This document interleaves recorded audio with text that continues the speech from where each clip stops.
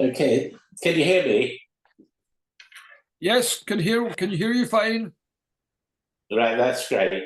I hope this works. We're going to be reliant on George changing the slides. What we want to do is to talk a little bit about the excavation at Swandro, but to try and put it into context, both in terms of coastal erosion to start off with, and then to look at the research context of the site and then what's there and the implications that actually has. And we've titled this Roundhouse to Longhouse because what we're dealing with Swandro is a large multi-period site which has been eroded and destroyed by the sea. So just to start off with, George, if you could just click the first slide.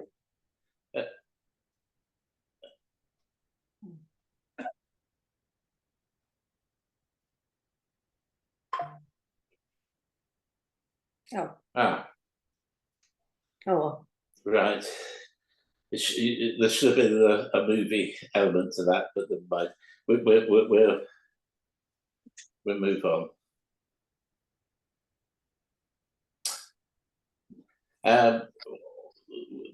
The image that you saw on the left-hand side is the sea battering the coastline at Swandro, and the covered up remains in winter. It just shows that you the power of the sea. Really, just to put you into where we are in terms of location, the island of Rouse, as the majority of you will know, is in the north east corner of Orkney mainland, and the map on the right-hand side shows you Swandro in relation to North Howe, Mid Howe, and South Howe, the three rock sites just to the north. What's really important, and Julie will be expanding on this later on, is that location, because it really is the natural routeway from the west and into the heart of Orkney. It's a gateway to the Atlantic. Next slide.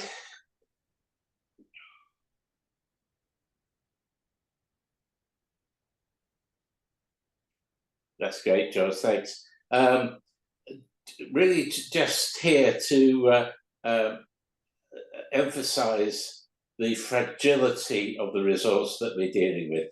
We've got a complicated site with deep stratigraphy. It's a multi-period site, but the problem is this factor of erosion and data loss. And one of the things that we tried to do with this is to highlight this problem with various articles, which include more recently an article in The Economist. This fragility is enhanced for the coastal resource with climate change, and in particular the rise in sea level and the greater storminess that also occurs with the factors of climate change. So the problems that we see at Swandro are going to be enhanced with other sites in the future. Next slide.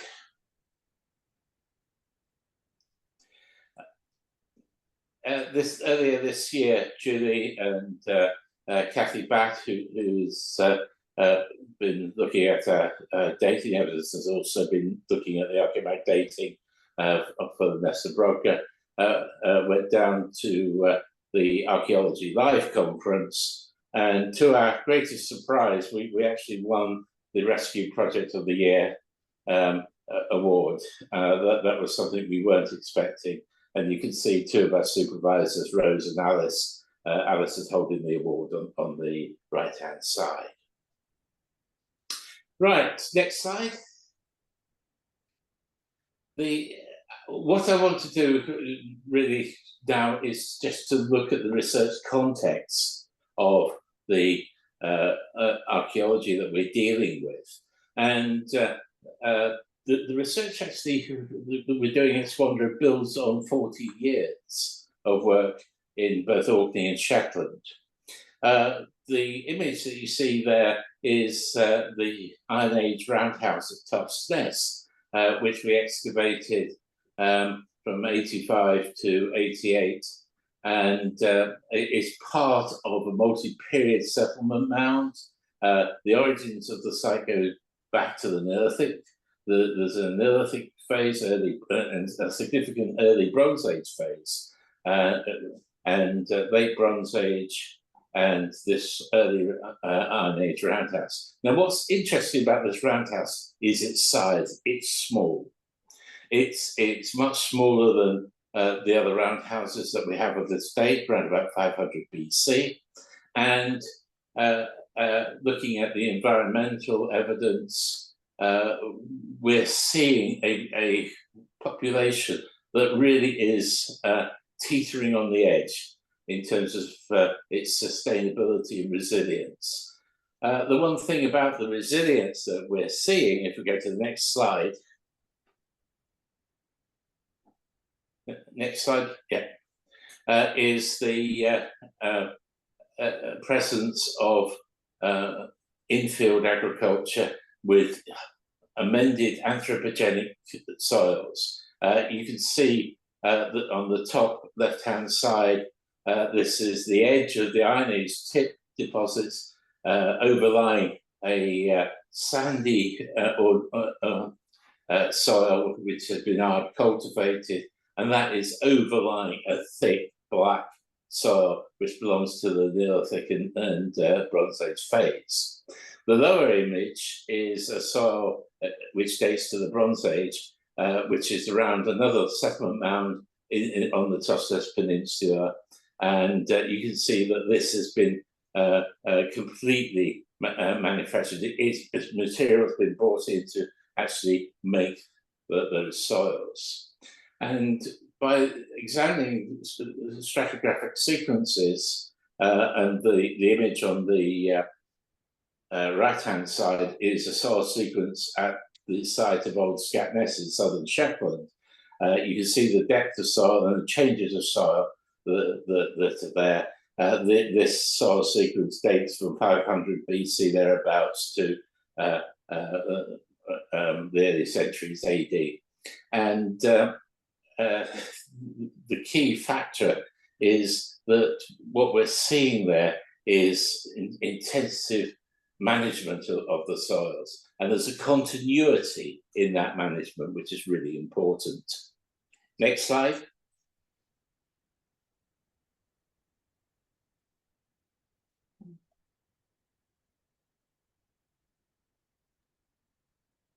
Next slide. Great. The image that you see there is an aerial view of Jarlshof, and in the top area are two trenches you may just be able to make out. What's important is the stratigraphic sequence that you see there. What we're dealing with is a whole series of soils and sand blow events, these date from the Neolithic all the way through to the early Iron Age and later. Next slide.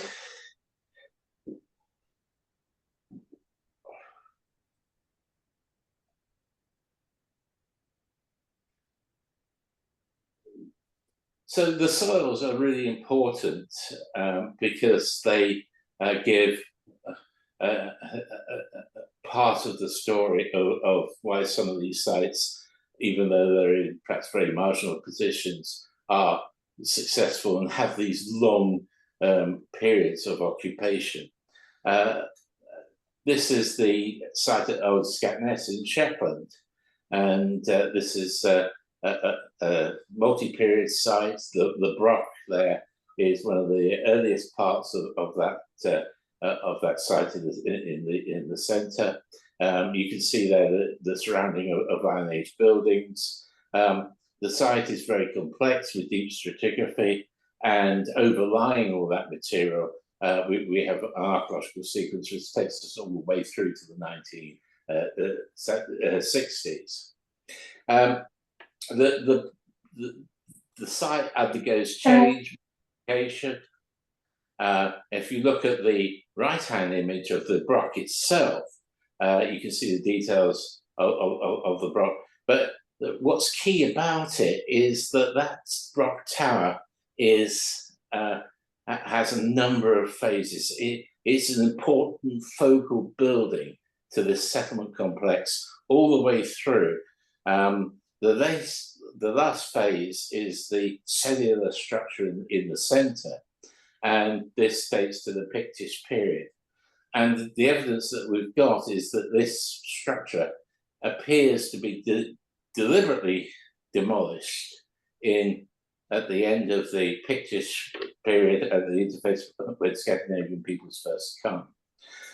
We can say that, I think, with some certainty because of the archaeological record that we're dealing with. And the lower plan there on the left-hand side, it shows in blue a concentration of stereotype Viking artifacts as opposed to Iron Age stereotype artifacts. And you can see that there is a definite concentration there.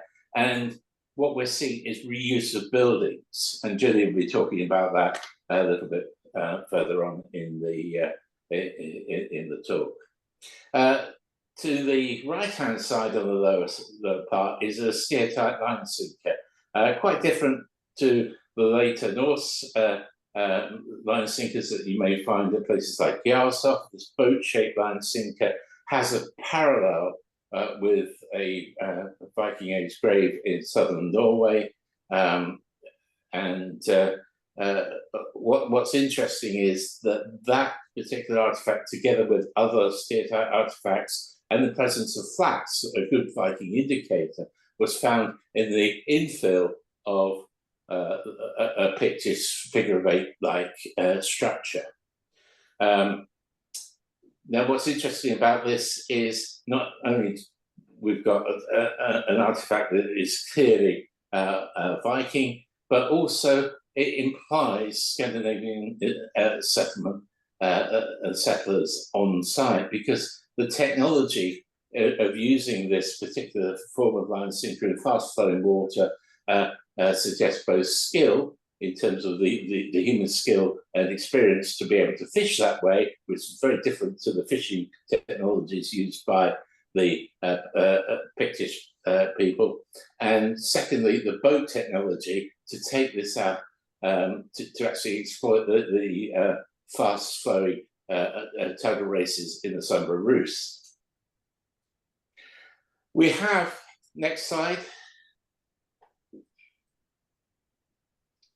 we have evidence, a fragmented evidence, because we've lost some of the upper stratigraphy on that's on the left-hand side. But there, in that particular image, you can see the Brock wall as it was levelled, and the rubble spread that's come from that particular levelling event. And then superimposed on top of it is some flagging and some wall alignments, which are clearly part of a Viking Age structure, and in plan quite similar to Jarlshof 1. Next slide.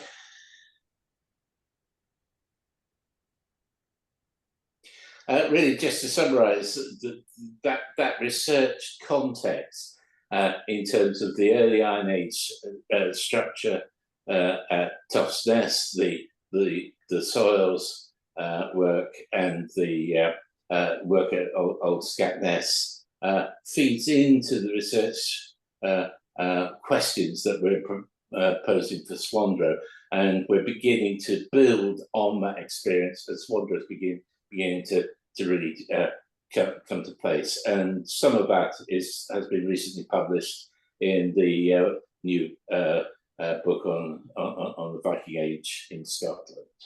And Julie will be talking about this element later on in the talk. Next slide.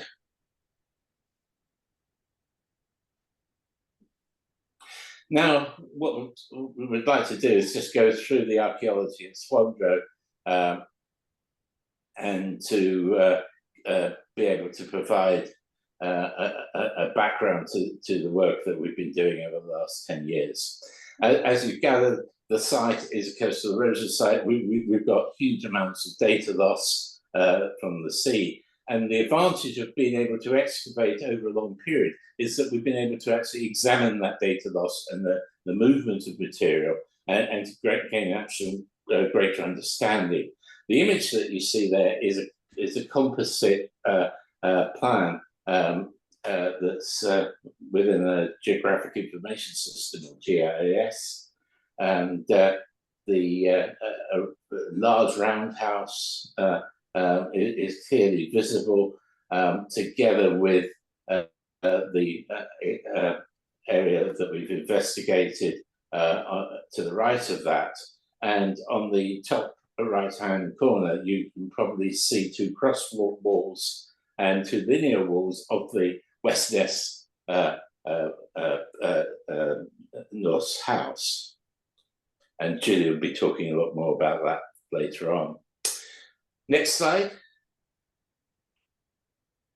One of the problems that we've had is, how do you actually record a site in these conditions where you've got a movement of material, a beach that's ever changing, and a fragile archaeology, somewhere where you can't carry out the normal gridding of a site and planning of a site because of a number of difficulties. And the way we've approached that is with the use of photogrammetry, and my colleague here, Lindsay Kemp, who's been responsible for the recording of data.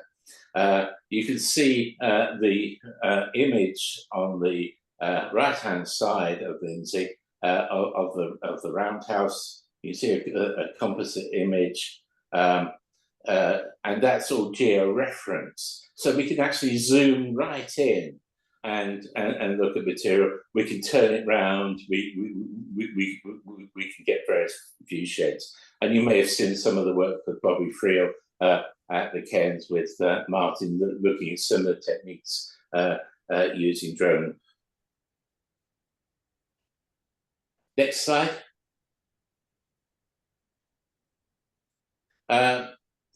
Once one has that imagery, as I said, it can be geo-referenced, and we can create plans to whatever size that we want, and that's just an example showing the roundhouse. Besides, next slide.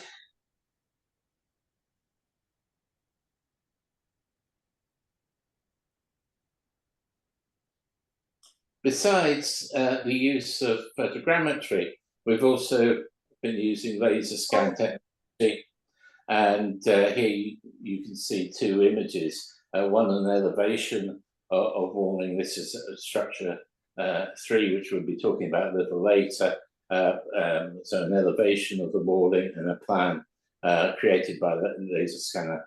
Again, this allows detailed recording of stonework to an accuracy in terms of literally millimeters.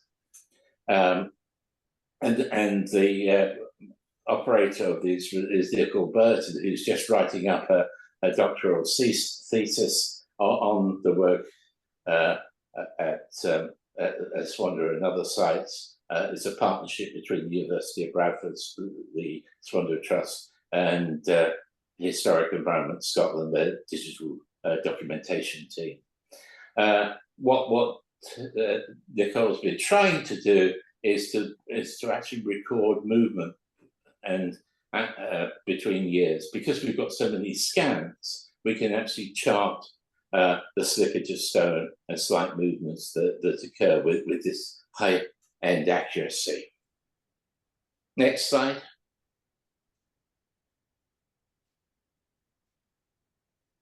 To gain an idea of the extent of the site, my colleague, Professor Chris Gaffney, brought a number of geophysical techniques, including radar, to try and examine the archaeology that's surviving there. And one can clearly see the edge of the settlement. Basically, in the center, we have a roundhouse that is surrounded by a series of buildings going through. And what you see is obviously the protected arc that's on the landward side. And what we've been looking at is the material that's under the boulder beach there. But it just gives you some idea of the extent of the site and how, and literally, we've got probably just over 50% that has actually been destroyed by the sea. Next slide. This gives you an image of the archaeology, the survival of the roundhouse. You can see a series of casement walls. This was found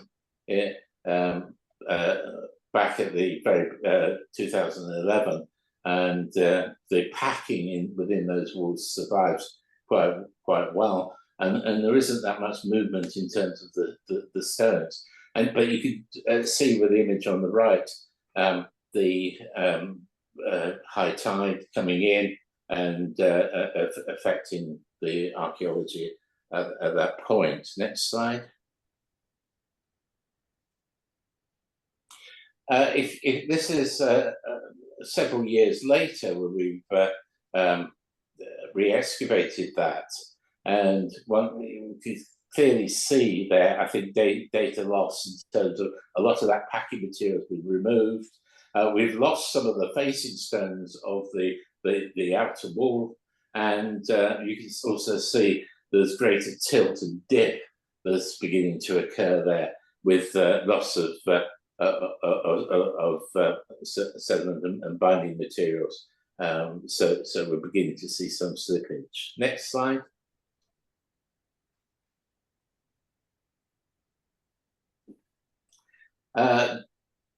Again, this shows the movement of material in the photograph there. You've got the outer face of the roundhouse and the wall butting on, and there's clearly material underneath those walls, archaeological material. But where the horizontal ranging pole is, all that material has gone and has been replaced by large boulders deposited by the sea. We have some dating material from that. The earliest dates that we have from material underneath date to about 800 BC.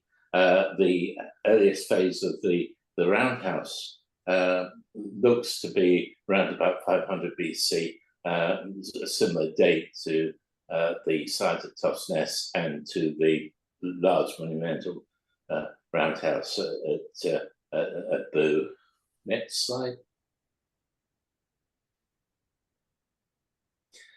This is the beach material cleared off to archaeology, and what you may be able to see there is that we're dealing with a series of terraces. You can see quite clearly, perhaps, the orange material of the hearth and the yellow clay.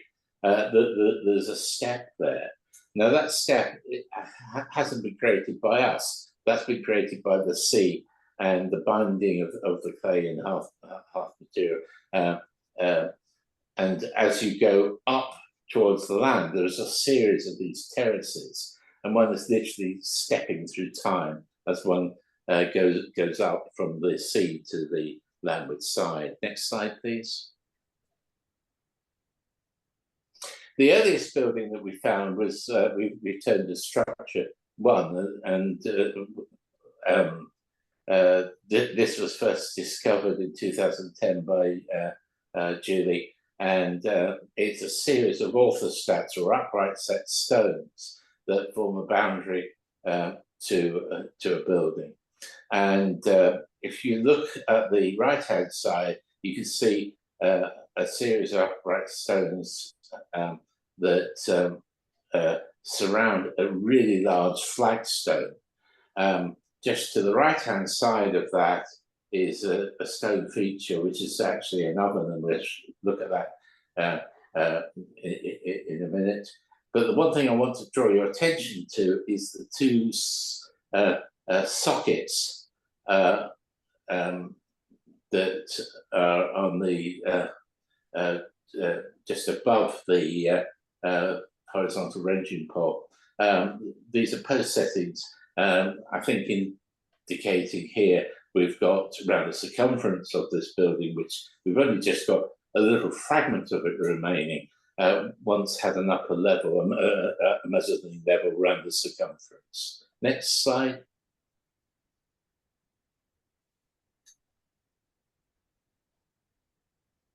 The two images on the left-hand side provide details of the oven structure itself. So the upper one looking into it and the construction of it, and then the lower one looking into it, and you can see the series of floors that are associated with it, that partly truncated by the sea. The image on the right-hand side is a building from Old Scatness, which is adjacent to one of the large roundhouses and has an almost identical oven.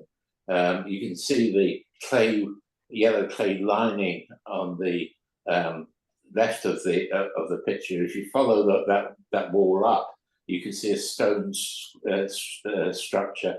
The horizontal ranging pole is over a large hearth structure adjacent to the oven, very similar to that we're seeing at Swandro. Next slide, please.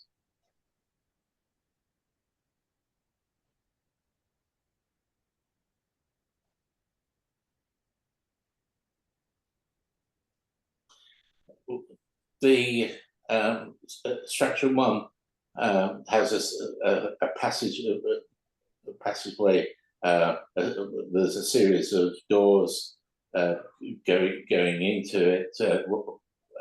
But on the left-hand side, the large flag there, you can see the inside of the building. Then there's a threshold stone going into a smaller passage, then another threshold stone which links to a passage which goes into a series of passages that link into the big roundhouse. The dating material that we've got for this building suggests that this building was occupied 1st century BC to 1st century AD, but it clearly overlies earlier material. Next slide. And this earlier material. We have a wall going there with a clay floor and the material going down underneath that. Unfortunately, it became impossible to excavate with the tide coming in and spring water coming out. We actually hit a problem with both the occurrence of a spring line together with tidal waters coming in.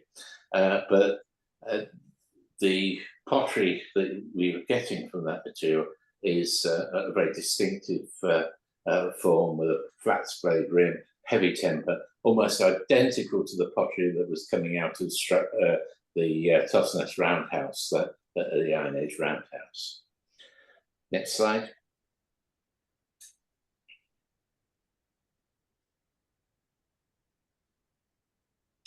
We were able to examine the site not as stripping one large area, but by a series of keyhole interventions. The problem is the dynamics of the material that's put over the site and the physical labour to clear the beach. The centre of the photograph, you can see a a circular stone structure. This is structure 2, and then on the left-hand side, there's lower left-hand side, you can see another structure form. This is structure 3. So we're going to be looking at first structure 2, then structure 3. I just thought it would be useful so you can orientate that, and you can see on the right-hand side the edge of the roundhouse. Next slide. This is structure 2. This is a multi-phase building. We've already removed a pictures level and come down to a floor surface with radial divisions. In taking up that floor, next slide.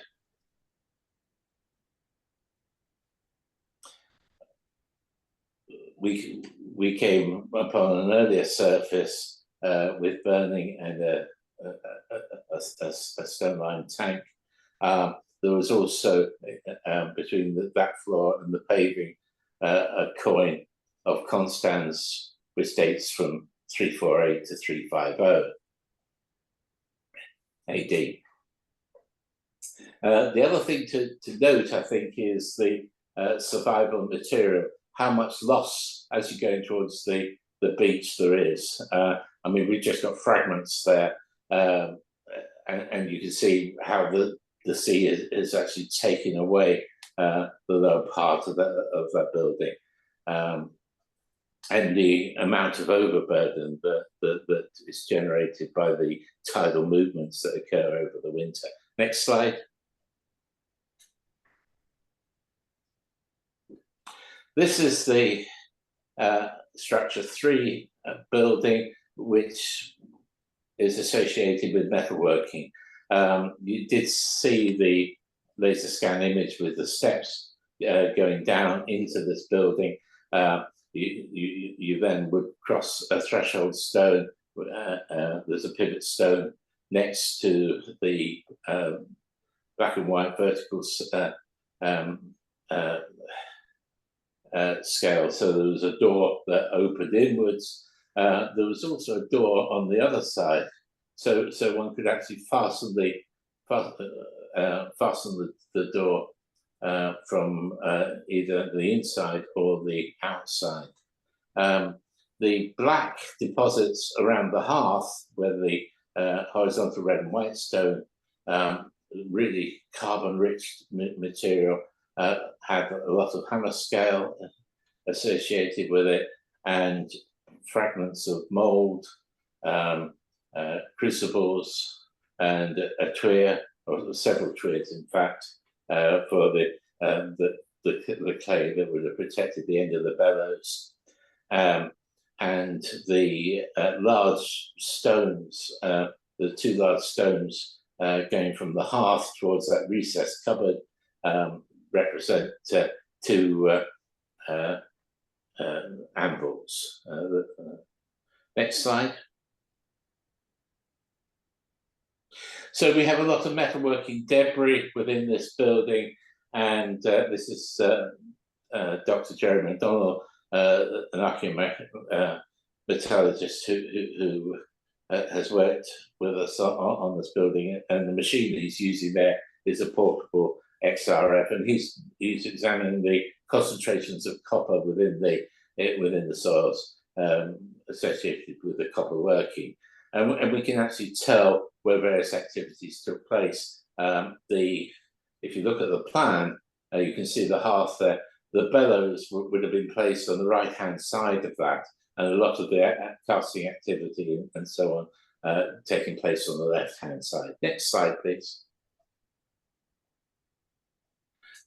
Just the detail of the larger of the anvils. In fact, we had 3 from this building, but this one caught the public imagination because of the handprints from the grease, the sweat of the smith working in that building, and the carbon which is actually impregnated into the stone of the anvil. Next slide, please.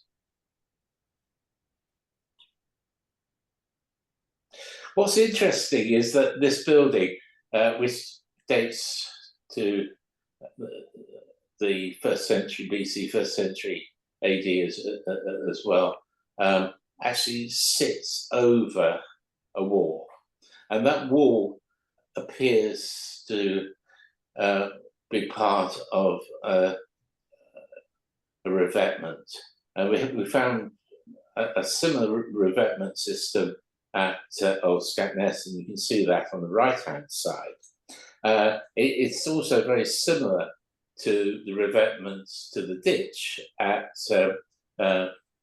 Mid Howe, and what we're thinking is that we have a defensive phase to the site, and last summer we investigated that, and you can see, next slide.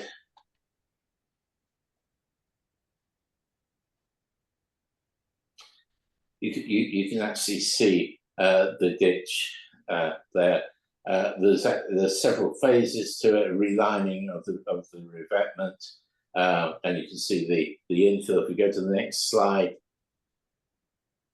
this is a digital composite with photogrammetric composite, which actually shows quite clearly the later infill between the two revetted walls. So this infilling event predates that metalworking building. Next slide.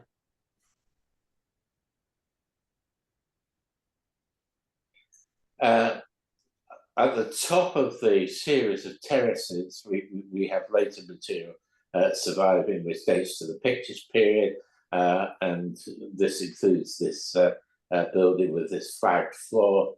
And what's interesting about this particular building is that it has a hearth constructed into the wall, and it's in fact a corn dryer, very similar to, in many ways to the corn dryers that one might find in the crofting period. One can think that threshing would have taken place on the flagged floor and drying. So we're dealing with an agricultural building here. Next slide.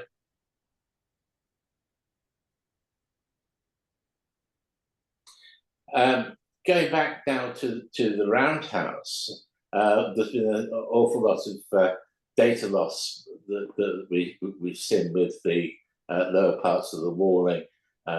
So we've actually lost that lower course, and there's been a lot of tipping and disturbance. Next slide. But as I said, the research by Nicole, here's an elevation looking to the entrance passage of the walling, has been able to try and document that change that's occurred. Next slide.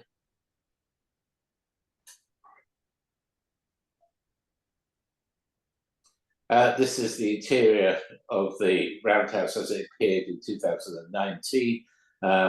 And what you may be able to make out is that we're dealing with a series of phases. Now, in many ways, this is very Brock-like in terms of the size of the roundhouse. It's a Brock-size building in terms of its footprint, but we're not calling it a Brock. It's monumental as it's a focal point to this settlement. But the problems lying in that it doesn't have all the features one might associate with a Brock. And I think that's possibly understandable if it's got an earlier origin and then it's been modified over time. Next slide. This is the site as we were excavating it last summer, and you can see we're dealing with a series of cells around a central passage coming in, and you can see the truncation that occurs on the lower part of the screen. But on the upper part, we've got very good archaeological survival. Next slide.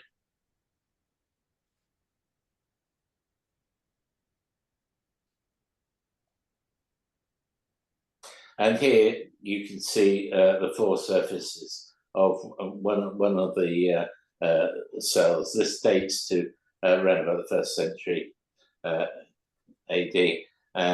it's an upper floor surface, a series of hearths, and the structure of the cell, it's been divided off by the use of large orthostats, these set stones, and there's a definite level going across, suggesting perhaps there may be an upper level at one time to that, resting on those stones.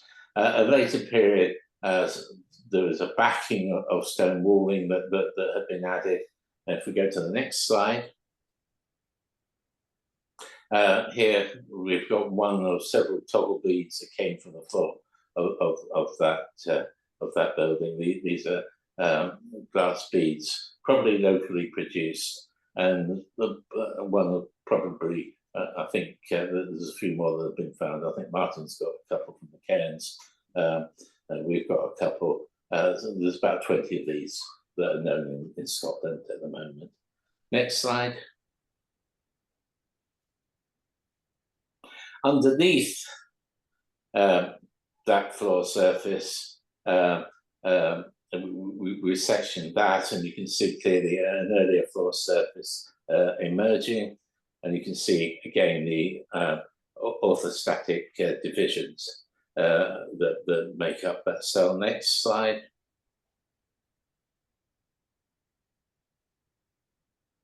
And this is a plan view showing to the left-hand side the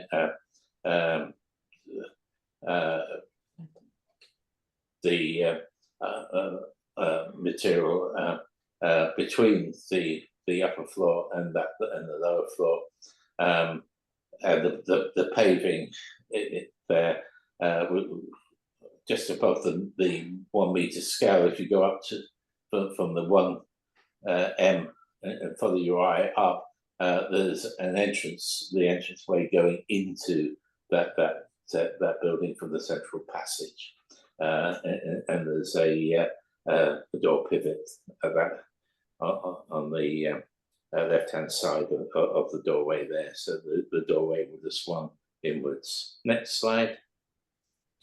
And this is where I'm handing over to Julie. Hello. So what I'm going to do is I'm going to talk a little bit about the finds and the environmental material from the site, and then also look at the later phases of occupation and the destruction of this roundhouse and how that may have led on to the building of the longhouse at Swandro as well. So if we have the next slide, please. Amongst all the bone material from that building that Steve was just talking about, the bone from Swandro is actually in very good preservation. There are a large number of domestic animals, but also things like bird bones and some very small birds and some very large ones. We've been working on the animal bone over the winter, and we've got all the assessments of the 10 years or more of excavations done now. And just to give you a flavour, we've got things like this skull of a white-tailed eagle up on the top left there, and also many bones from the now extinct great auk, which is interesting and gives us a completely different idea of the landscape. Next slide, please.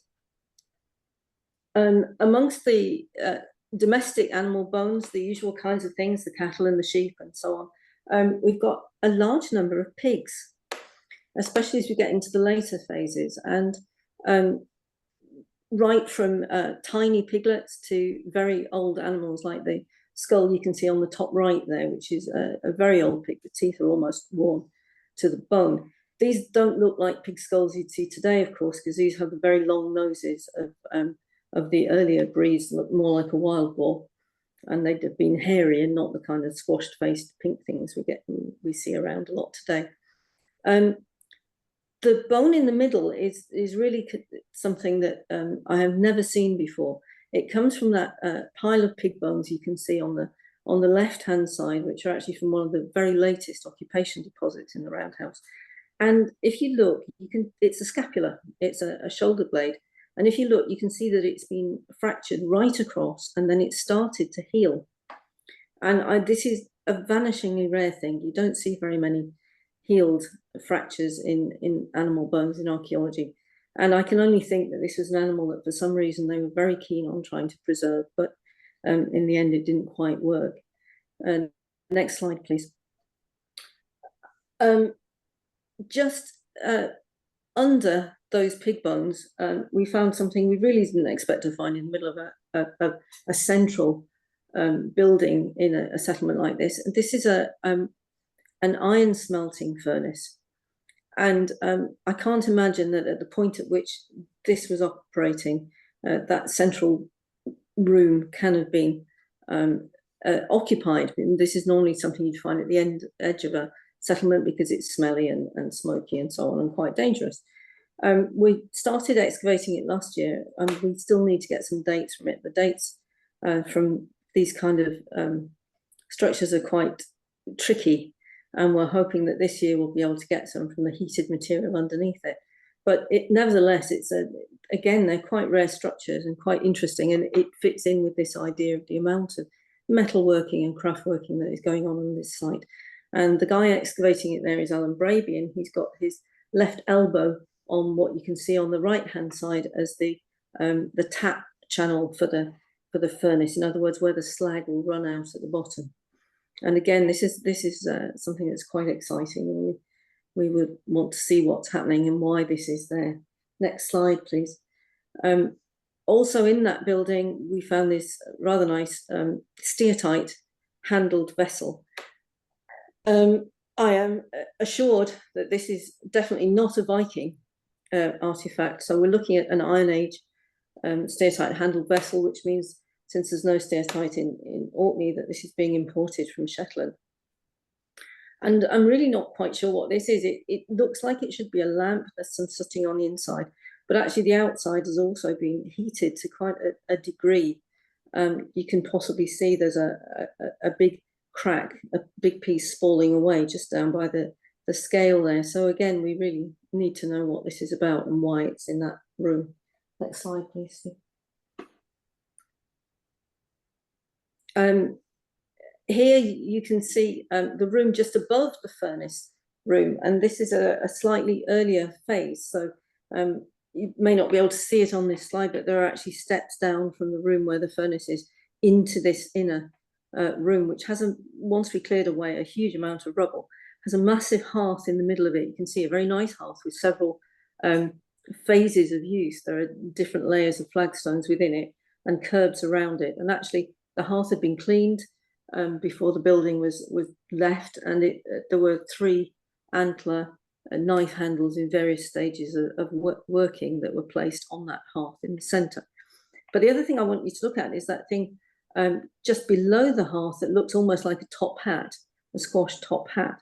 And if we go to the next slide, you can see this in a bit more detail.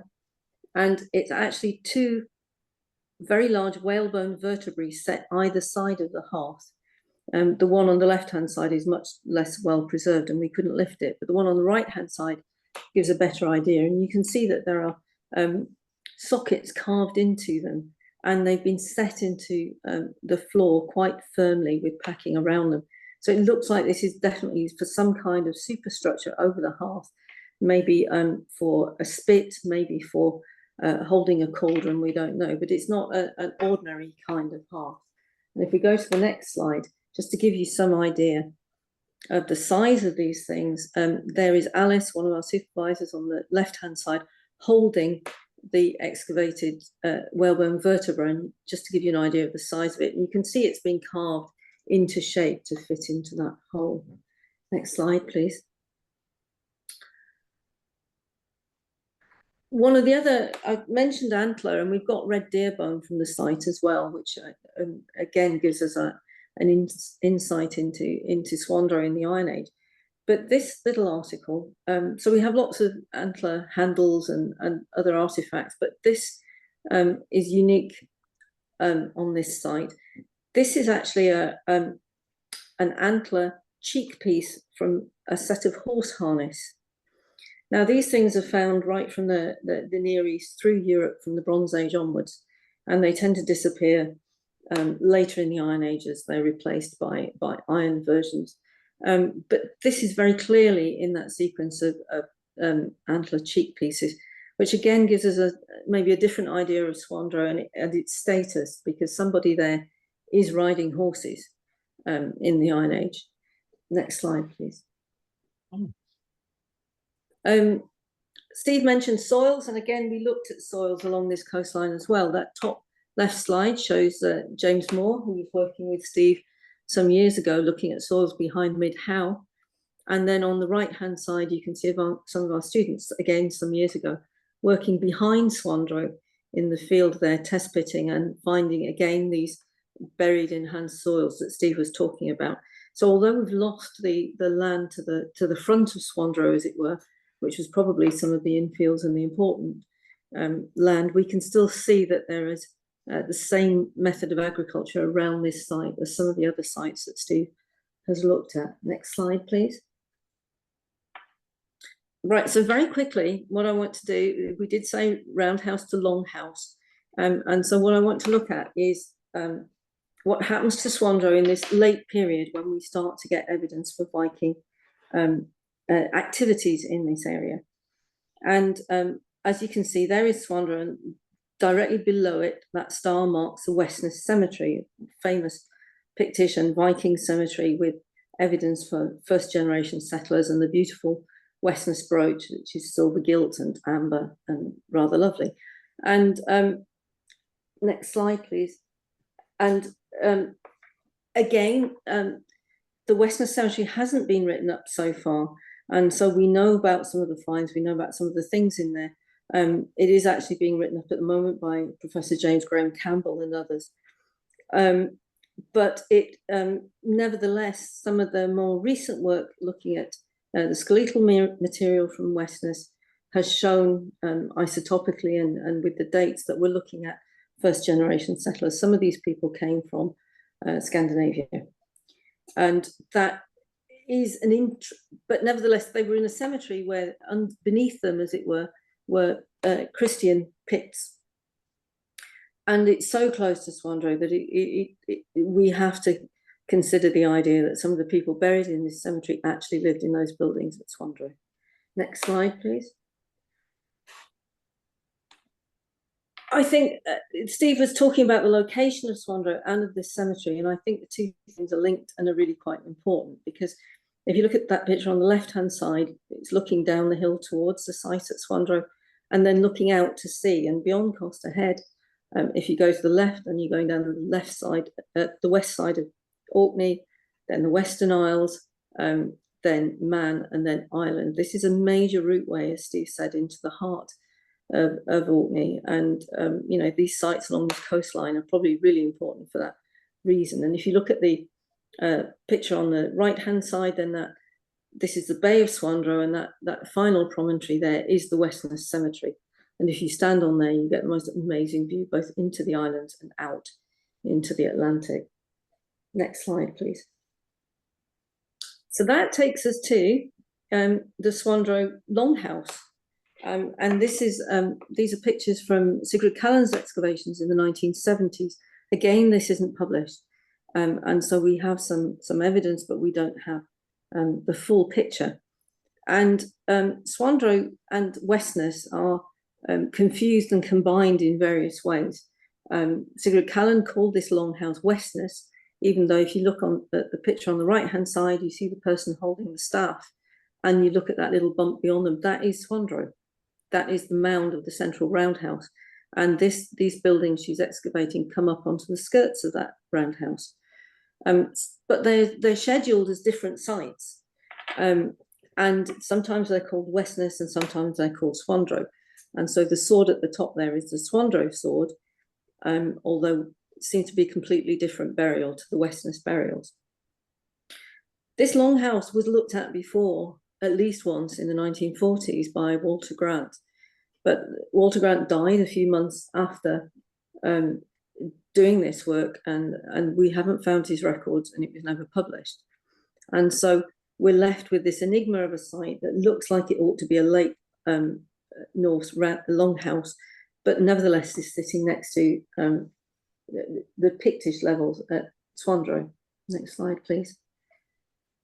And one of those mysteries has been solved in the last few months by Professor James Graham Campbell and Adrian Maldonado at the National Museum, because looking through the records, there is a silver ring, a 10th century silver ring that was originally said to have come from Swandro, and then the record was amended to say, no, it must have been from the Westness graves.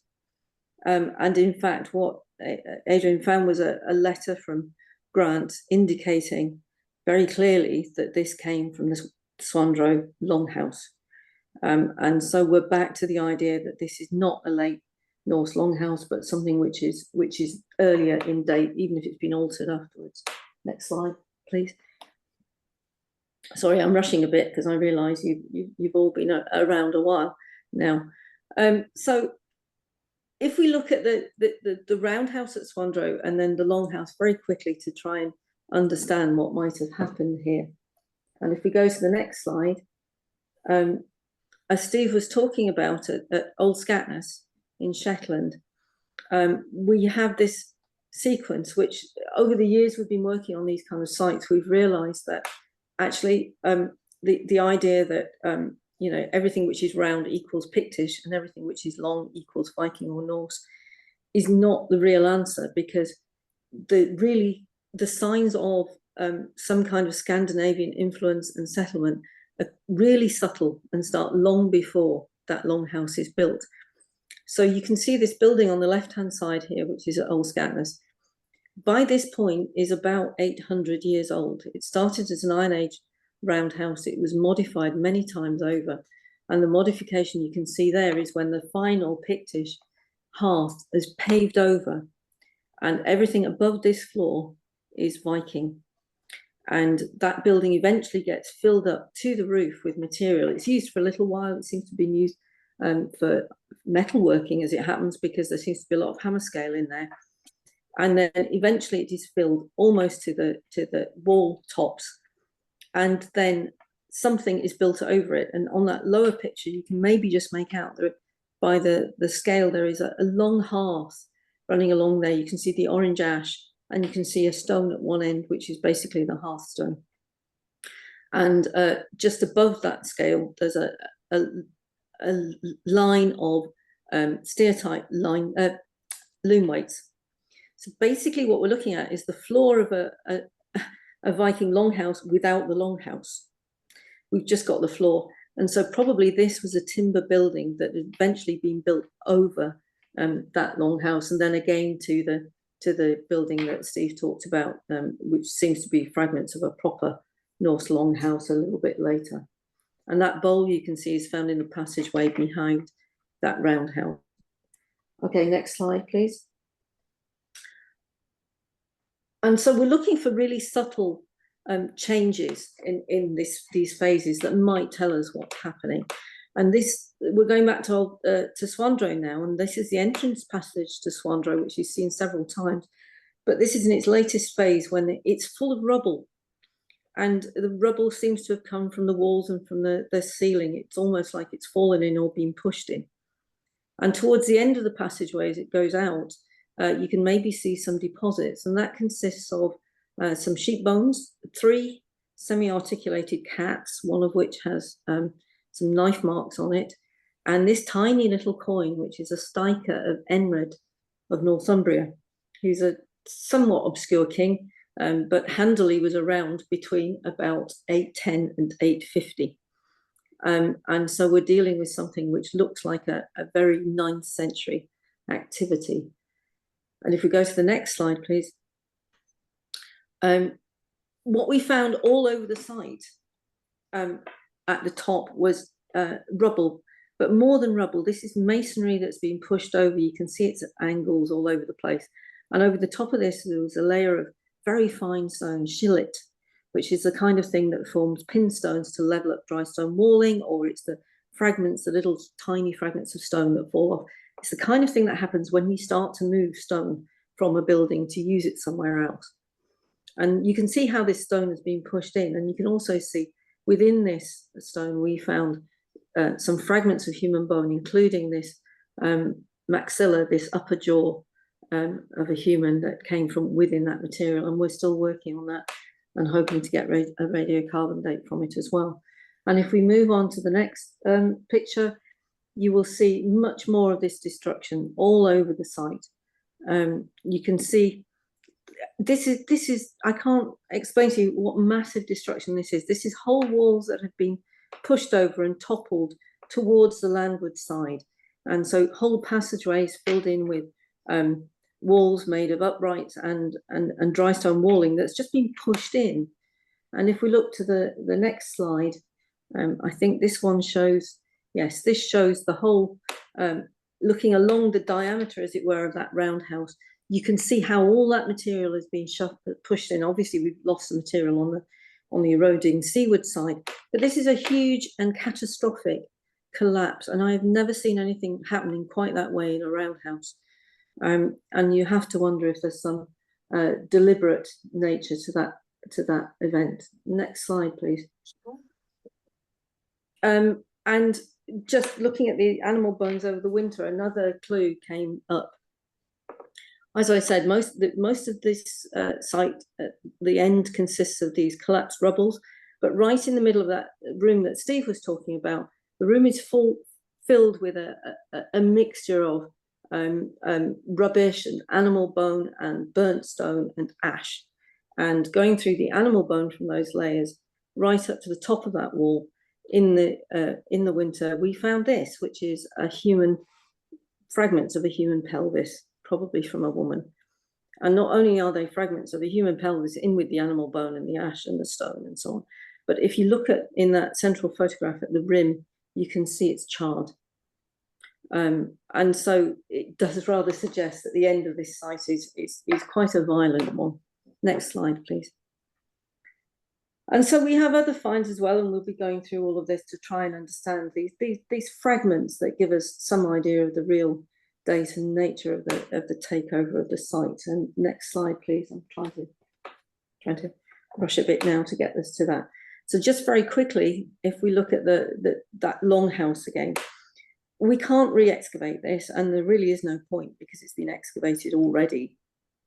But nevertheless, last summer we did plan it, so we have a proper detailed plan now of the earthworks as they stand, the stone walls as they stand. And looking towards the sea, you may be able to see that, yes, there are those two cross walls, but there's also at this bottom end towards the ditch here is a turn. So this seems to be the end. There's a threshold stone there as well. And then the building goes towards the sea, and we've lost the top end of the building in that coastal erosion. But nevertheless, this is a massive longhouse. It's had modifications. Those cross walls aren't original, I'm sure. But it's about 35 meters long and very wide. It is a big building and a big important building. And obviously this is how, this is what the end of Swandro as a settlement looks like. Next slide, please. And this is a building that at Underhall in Unst, which I dug some years ago. And this is a big, impressive building, but it is only about 25 meters long. And just to give you an idea of what Swandro must have looked like in its original form, this is a 10th century building. Next slide, please. One thing we did manage to do was look beyond the building into the field next door, because there was a suspiciously dry patch, and we found a lot of flagging, which seems to be some kind of causeway or a paved area outside that building. What would be in the later phases certainly the byre end, I suppose, which so it makes a lot of sense to have something like that there. And we did recover a piece of steatite bowl that was in the plough soil above these flags, and we found quite a lot of animal bone and large fish bone from that area, which we'll be hoping to get some dates from. Next slide, please. Sorry, next slide, please. So there we are. That's where we are at the moment. We had to put all of that back, of course, in August last year, and we'll be back on site by the 17th of June this year, and that's where we'll be. We're hoping to see you there as well, and we're hoping that at the very least we will get to finish the Iron Age phase of that roundhouse. So, thank you very much. Last slide, please. And there we go.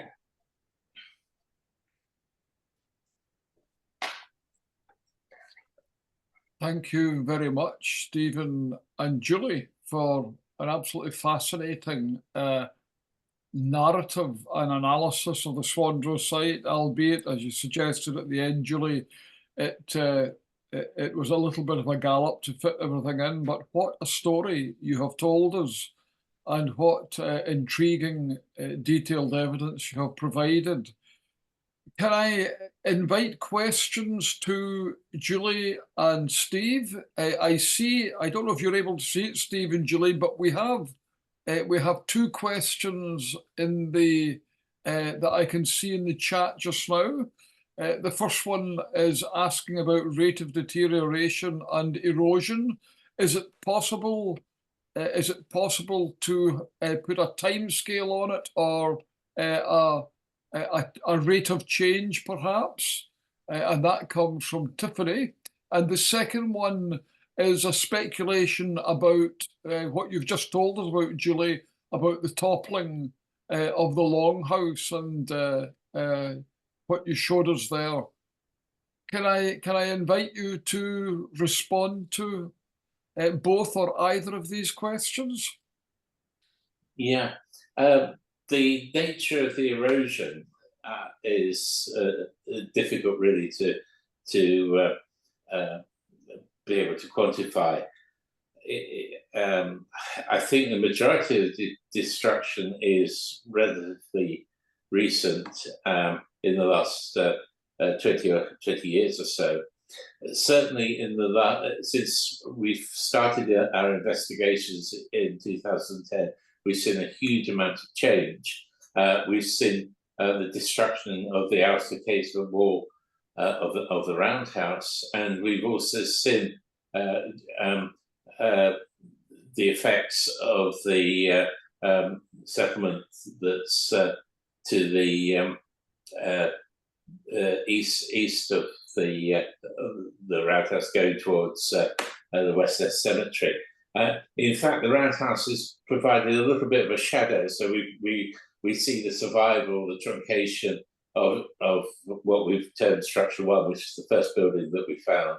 But as you get towards where the Viking Longhouse and Structure 3, there's very little surviving there, because the sea has come in and scoured, and I suppose I think, you know, in the last 10 years we've seen a massive amount of change that's occurring. And when we started, the bay was had very sandy fills. It was quite a sandy area, and we excavated underneath the sand and actually found a buried land surface. A number of years later, we tried to reinvestigate that, and that had totally gone. And much of the sand has been lost and been replaced by boulders. So there's some quite rapid change in the last decade. Not necessarily, as Steve says, on the roundhouse itself, but some of that other material. And even where you get walls further along the beach, the stone walls may be there, but they're infilled with sand. The soft material's been taken out and just replaced by sand pushed in by the incoming tide. This is partly what Nicole Burton's PhD is about, actually, isn't it? It's about trying to, as somebody said, what the rate of deterioration is, to try and see, just over the snapshot of time that we've been working on that site, what is left. But of course, the thing is always with there's two kinds of erosion going on there. There's the daily tidal pull of sediments being washed out, and then there are the big storms as well. And it's possible, of course, that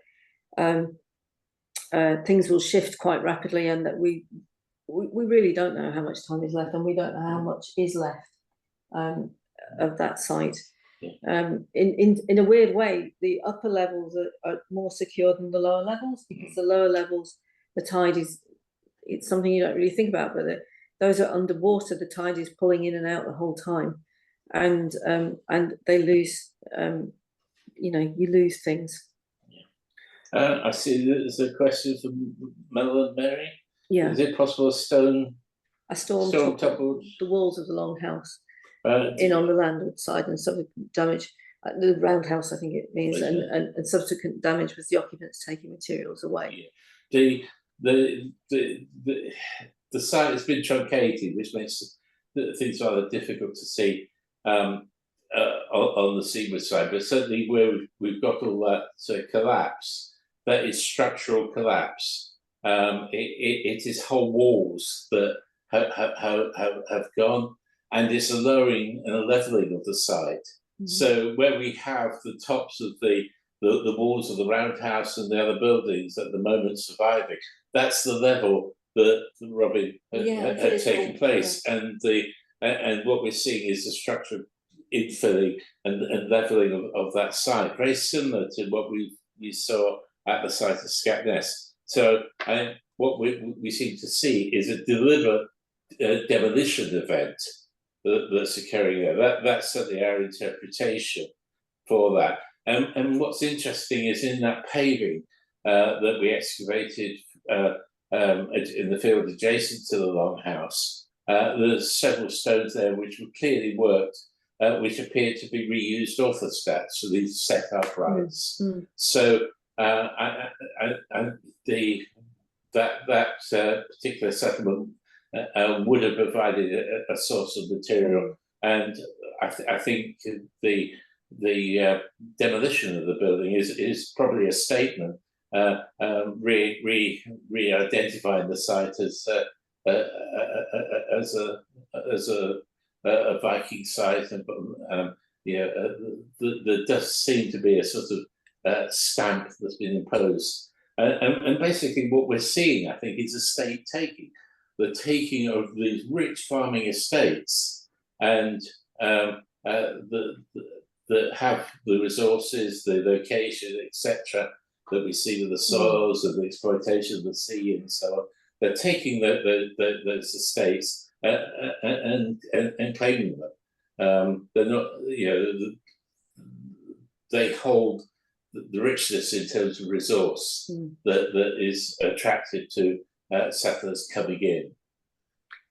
There's a question from Dave in there, but Dave Craig is saying, was I hinting at a Viking attack? I don't think it's particularly a Viking attack, but it's as Steve was just saying, it's a kind of, it's a change in management, I suppose, and a lack of respect or understanding for what's been happening on that site, on that settlement beforehand.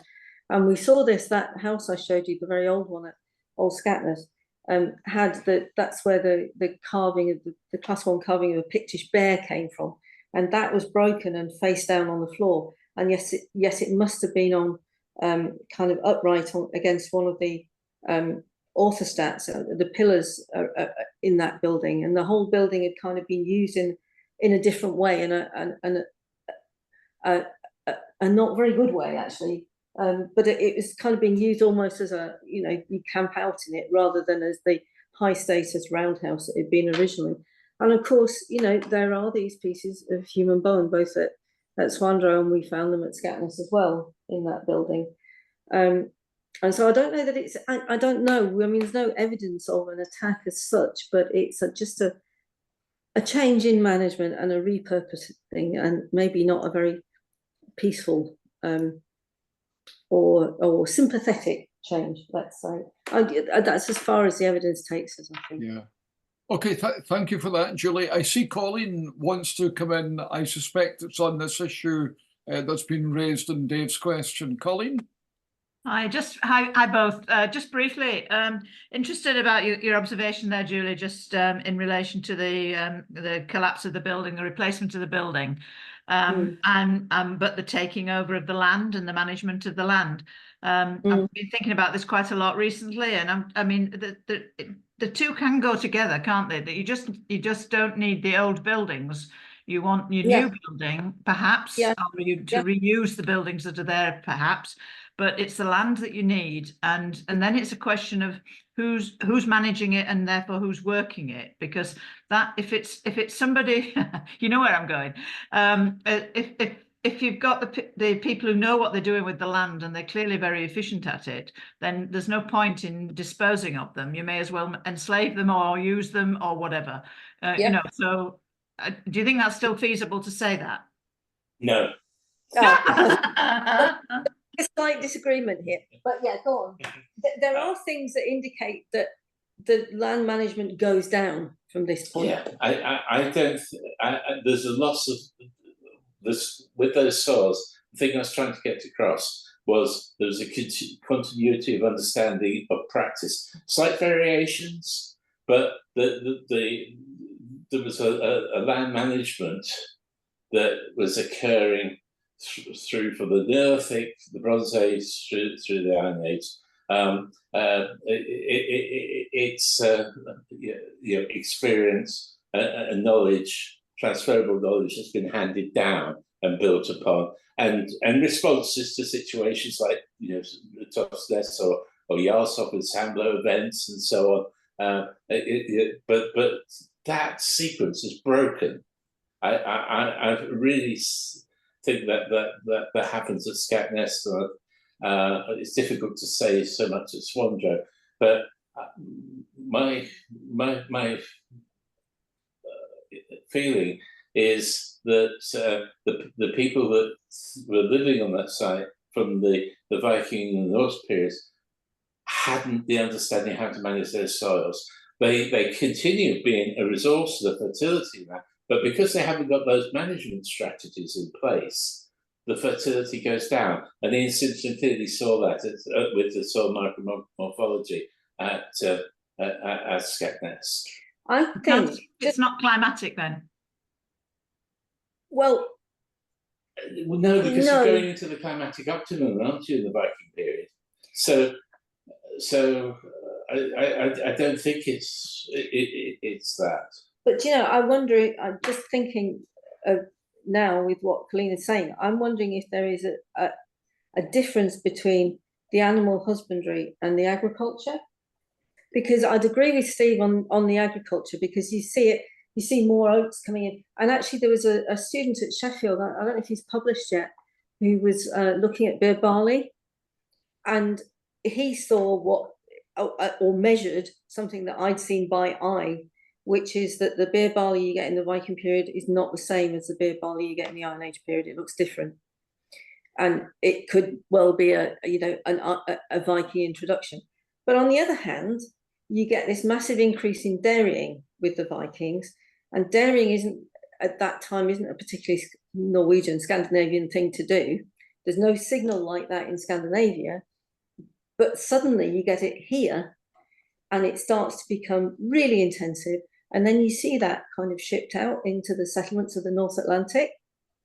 So I wonder if there are people that they are making use of who are the dairy people, the farmers who know about animals on this land and know about the cattle, and that is a continuity, whereas maybe the crops, they're doing their own thing. And of course they're bringing in flax, which is there's not that much flax before the Vikings. I don't want to. Yes, I don't want to prolong this, because I think we need to discuss this separately. But I think there is a parallel there in the dairying increase in the world wars here to cope with an increased population in the islands. So yes, anyway, sorry, David. I'm sorry. Yes. No, thank you very much for your contribution there, Colleen, and for your responses, Steve and Julie. It's one of the great values of these talks that we can start conversations between the experts in the field that we have here, just to give some context to that discussion that was going on there. One of the fascinating things about Swandro is that it seems to be revealing material evidence for that cusp between changes, incomers and indigenous peoples. And it's a fascinating area the book that Steve referenced, The Viking Age in Scotland, in which their excellent article appeared dealing with exactly that question, it was actually reviewed in last year's Orkney Archaeological Review. And I might as well mention while I'm doing it that the book is dedicated to Colleen Beattie, who has been asking the probing questions of Julie and Steve just now, and is indeed also a member, one of the trustees of the Archaeology Society. So we're getting value for money here, not just from our speakers, but from the questions. And thank you very much for these questions. Let's move on, Julie and Steve. I'm conscious of time, but we have another question there that might well be to do with one of the suggestions that you made about the geography of the site. Julie, I wonder if you'd like to respond to that from David Lynn. Yes, we remember David from many years ago, yes. Have we any thoughts on why that small stretch of shore from the Howes Triplets to Westness has been such a magnet for major settlement and use? Ah, right, okay. Well, again, I'd say partly, as we were saying, because of where it is, because of the traffic through that channel and that kind of thing, but also the fertility of those soils, I think. Yeah, I think maybe those two things, but I mean, it is a major question and something that we've been, well, not just us, lots of archaeologists have been wondering about, I think. Yeah. I think what's interesting is the whole of that coastline of Rousay. You've got a concentration of Neolithic chamber tombs, which Colin Renfrew used as a model for territories for the Neolithic in his early work. You've got there's a concentration of rocks, and if you look at the other side, on the mainland side, the opposing side of Einhella Sound, you've got a series of rock sites, which include Guinness, of course. So I think really what one sees is a major communication artery going from the Atlantic into the core of the Orkney Island group. But also the fertility of soils there. It's a combination of factors there that make that an attractive place to settle, and to what we're dealing with is social systems that have a very mixed resource. If the crops fail because of the mix of resources there, you have a degree of resilience because of other materials that, whether it's going fishing or the wild birds or so on. So it makes sustainability possible, and having these long-lived settlements. Okay, a very thorough answer. Thank you very much for that. Friends, I'm not seeing anything more in terms of questions on the chat line. I'm sure there will be lots of questions. You've raised plenty of questions in your talk. That's always an indication of value. So can I thank Stephen and Julie for your contributions tonight, for the fascinating slides you've shown us. We wish you well in this year's campaign on Rousay, and we look forward to seeing results of that when it comes up. And if I can remind the people attending tonight's talk that the Swandro dig has its own website and has indications of how people can contribute to the work going on there if they wish to do so. And I know Julie and Steve would be delighted to have that. As always, archaeology teeters on a tightrope of viability, and no matter how successful the work going ahead, it always requires extra funding to allow future capacity. But thank you again to Steve and Julie for your contribution tonight. And that brings us to the end of tonight's meeting. And the last people to thank are yourselves for your attendance. I hope you've enjoyed what you've heard tonight. We look forward to seeing you from the Archaeology Society. We'll be at the Nest dig when it opens. We'll see you at the shop there if you come along. And we ask you to follow future events on our website. You'll get details when they're arranged of the rescheduled Ness of Brodgar Dig Talk when that has been put in place, and it always allows me to say goodbye for now.